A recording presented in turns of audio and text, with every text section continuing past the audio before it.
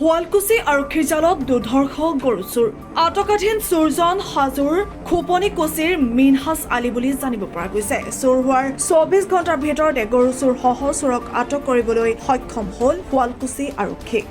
বৃহস্পতিবাৰে পুৱতি নিশা হালুগাঁৱৰ মাধৱ কলিতাৰ গোহালিৰ পৰা বিলাসী বাহনত চুৰি কৰিছিল গৰু চোৰৰ সমগ্ৰ দৃশ্য বন্দী হৈছিল চিচিটিভি কেমেৰাত। গৰুসহ চোৰক গ্ৰেপ্তাৰ কৰাত ৰাইজে শুৱালকুছি আৰক্ষীক ভূয়সী প্ৰশংসা কৰিছে।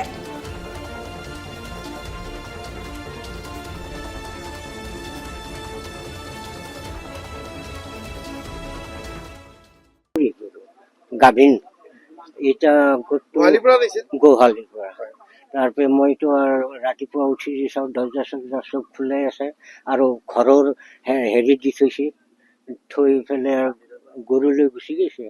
তাৰপৰা ৰাতিপুৱা বিচাৰো নাই আৰু গৰু, তাৰপৰা আমি চালো এনেকে নাই, নাপালো।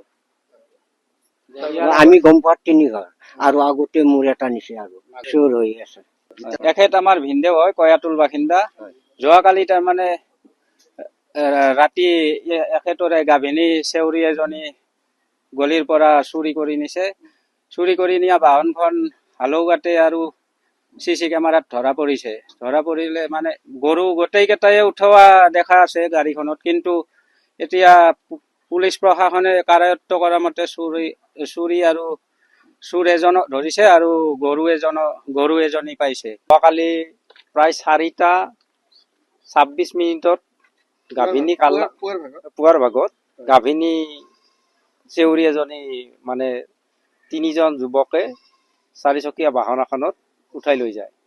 সেই ঘটনাটো আমি মোৰ ওচৰতে থকা মানুহে ঘৰৰ চিচি কেমেৰাত দেখা পাওঁ আৰু তাৰপিছত আহি আমি থানাত এজাহাৰ দিলোঁ আৰু আমাৰ এজাহাৰ মৰ্মে শুৱালকুছি পুলিচ আৰক্ষীয়ে গৰুটো সহ চোৰ এজনক কৰায়ত্ব কৰিছে।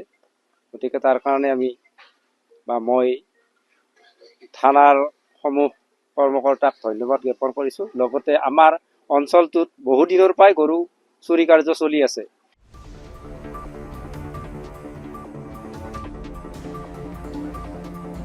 হাজোৰ পৰা মৃদুল মজুমদাৰৰ ৰিপৰ্ট, ট্ৰেণ্ড 29।